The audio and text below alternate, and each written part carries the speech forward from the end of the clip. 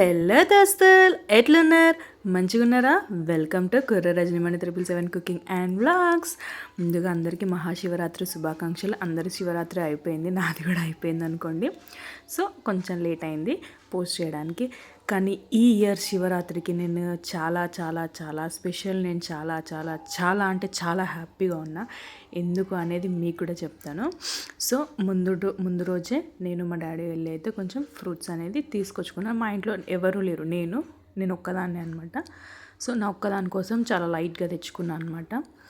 ఇక ఫ్రూట్స్ అయితే షాపింగ్ అయిపోయింది. ఇంకా ఎర్లీ మార్నింగే లేసేసిన. కొంతమంది ఏంటంటే బ్రష్ చేస్తే మనకి ఆకలి వేస్తుంది అని చెప్పేసి చాలా లేట్గా చేస్తారు. బట్ అట్లా కాదు, అసలు శివరాత్రి అంటే ఎర్లీ మార్నింగే లేసి మనము ఫాస్టింగ్ అనేది స్టార్ట్ చేయాలి. సో ఎర్లీ మార్నింగే లేసి నేనైతే ఫస్ట్ అయితే యాజ్ యూజువల్గా నా కడుపమ్మనైతే నేను పూజించుకున్నాను. ఆ తర్వాత టెంపుల్కి అయినా లోపల వీడియో తీయడానికి అసలు కుదరలేదు, కానీ అభిషేకం చేసుకున్నాను.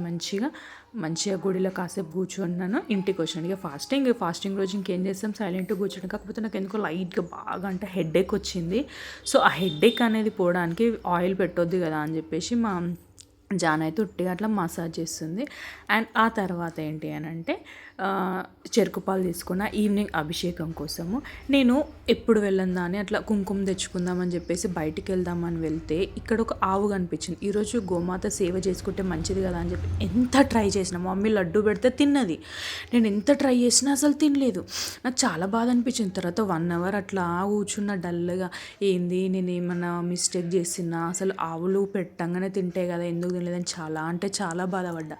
బట్ పరమశివుడు నాకు ఈ రకంగా నాకు ఒక బ్లెస్సింగ్స్ లాగా నాకు నువ్వేంటి నాన్న ఎందుకు బాధపడుతున్నావు అన్నట్టుగా నాకు ఇంటికే పంపిస్తా అన్నట్టుగా ఇంత మంచిగా పూజ చేసుకునే అదృష్టం ఇచ్చిండు అంటే అసలు ఇక వేరే లెవెల్ హ్యాపీనెస్. యాక్చువల్గా గోమాతకు సేవ చేసుకోవాలంటే కొన్ని కోట్ల మంది దేవతలు ఉండే ఒకే ప్రదేశం ఏంటి అంటే గోమాతకు సేవ చేసుకుంటే ఎన్నో దేవతలకి మనం పూజ చేసుకున్నట్టు.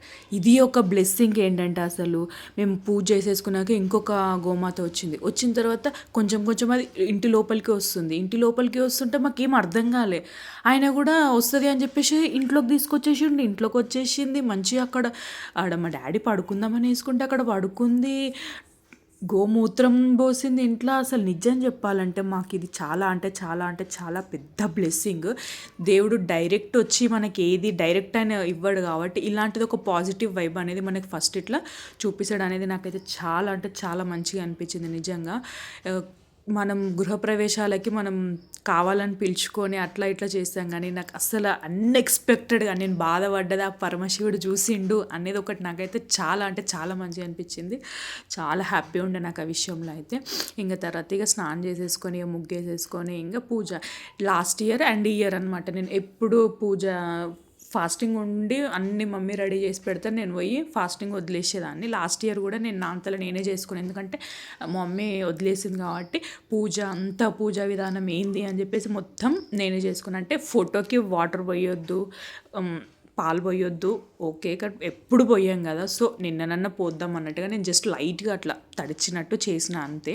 సో అట్లా పూజ చేసుకొని నేను ఆ దీపం పెట్టుకుని, ఆ దీపం అయితే ఇప్పటి వరకు కూడా నేను ఇప్పుడు పెడుతున్నాను, ఇప్పటివరకు కూడా దీపం అనేది అట్లే ఉంది. నాకు చాలా అంటే చాలా మంచిగా అనిపించింది. మంచిగా నేను తెచ్చుకున్న ఫ్రూట్స్ అన్నీ పెట్టేసిన. అంటే మనం ఏదైనా చేస్తుంటేనే మనకు అలవాటు అవుతుంది కదా. సో పూజ ఏంటి ఎట్లా చేసుకోవాలని నేను కూడా చేసుకున్నాను. మంచిగా హారతి ఇచ్చుకొని ఆ పరమశివుని ధ్యానంలో ఉండి 108 పొద్దున్నుంచి మ్యాక్సిమం నేను కొన్ని టైమ్స్ శివయ్య అని రాసుకొని ఒక పొద్దు అనొచ్చు. అంటే మనం మొత్తం ఆయన ధ్యానంలో ఉంటేనే అది ఒక పొద్దుకి పరిపూర్ణం. నేనైతే ఈసారి మ్యాక్సిమం అట్లనే ఉన్నాను. సో ఇంట్లో పూజ అయిపోగానే వన్స్ మళ్ళీ ఒకసారి వెళ్ళి ఆ శివయ్యని చూసుకొని గుడికి వెళ్ళి చూసుకొని, ఈ శివయ్యకి డమరుకం అంటే ఇష్టం కాబట్టి సో నా దగ్గర దొరికింది, ఇది తెచ్చుకొని అయితే నేను మంచిగా నామాలతో నేను పూజ చేసుకున్నాను ఇట్లా కూడా. ఇక సో ఇంట్లో పూజ కంప్లీట్ అయిపోయినాక నేను ఎప్పుడు అంతే అండి, చాలామంది టెంపుల్స్లో వదిలేస్తారు, బట్ అట్లా కాకుండా నేను ఇంట్లోనే వదిలేస్తాను. అదే నాకు అప్పటి నుంచి అలవాటు.